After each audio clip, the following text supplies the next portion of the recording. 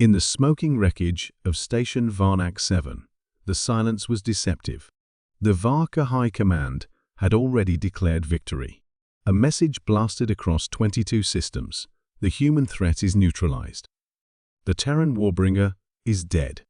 On the bridge of the dreadnought Kral Thok, General Shrenval himself saluted the feed from the battlefield, an image of a scorched armored body lying motionless among twisted steel and shattered glass.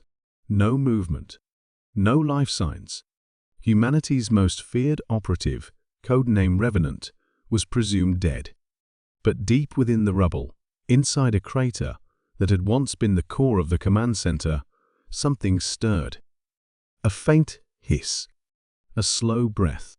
Then, with the same casual groan one makes after a long nap, Captain Liana Wren blinked open one eye and looked at the cracked HUD inside her helmet. Ugh. 6 hours? Damn it. I overslept. She sat up, brushing off bits of carbonized plating like dust off a sweater.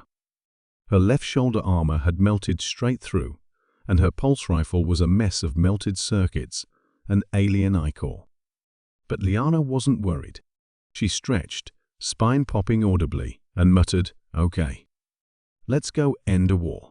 The Varka had never faced a human like Liana. They had heard the stories of Deathworlders, of apex predators wrapped in fragile skin. But Liana had become myth. Entire fleets diverted course just to avoid systems she was rumored to be in. And now they thought she was gone. Their mistake. As she made her way through the mangled corridors of Varnak 7, Liana patched into what remained of the station's surveillance system. She was greeted by silence until she found the Varka command broadcast. They were celebrating. The Terran dies with her vengeance incomplete. Today marks the cleansing of the last resistance on the inner rim. Liana smiled. Oh, sweethearts. You just made this personal. Meanwhile, aboard Kral Thok, General Shrenval sipped a fermented ichor drink in celebration. He did not hear the silent breach of their outer hangar bay. He did not notice the flicker in the internal motion grid. He only realized something was wrong when the lights in the command deck dimmed and the unmistakable hum of a human plasma blade lit up behind him. Liana stepped through the smoking doorway, armor sparking, a plasma saber in one hand and a stolen Varka disruptor in the other. 20 warlords turned, eyes wide. Shrenval tried to speak. You were dead. Liana smirked. Just napping. You guys party loud. She moved like a storm. In seconds, chaos erupted. Disruptor fire slammed into her shield generator, but she ducked low, slid beneath a table, and hurled a blade straight through the chest of Warlord Grain. 2 others charged. She kicked one into a power core and drop-kicked the other out a window. Shrenval fled into the emergency escape pod. Liana activated her wrist AI. Nova, track that coward's escape. Escape pod vector, traced. Destination, Varka Prime. She grinned. Perfect. Hours later, on Varka Prime, alarms screamed across the capital. The last remaining Varka stronghold trembled under atmospheric bombardment. But it wasn't the fleet that terrified them.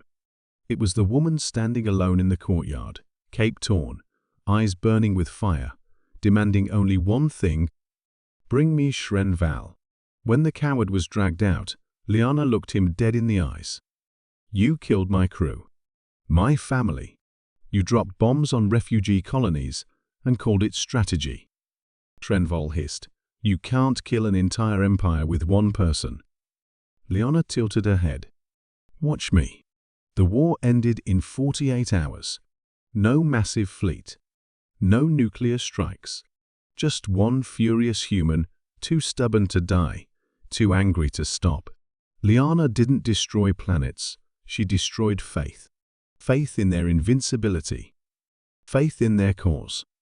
Faith that the Deathworlders could be outlasted. The Varka surrendered. And on the broadcast that reached all systems, Liana appeared, wiping a smear of alien blood off her cheek and sipping from a thermos. Next time you think a human's dead, make sure she isn't just on a break." She winked. Transmission ended. Across the galaxy, empires whispered a new name in fear. Not Revenant. Not Captain. Just the Napper, because if she ever lay still again, it wouldn't mean the war was over. It meant she was just getting started.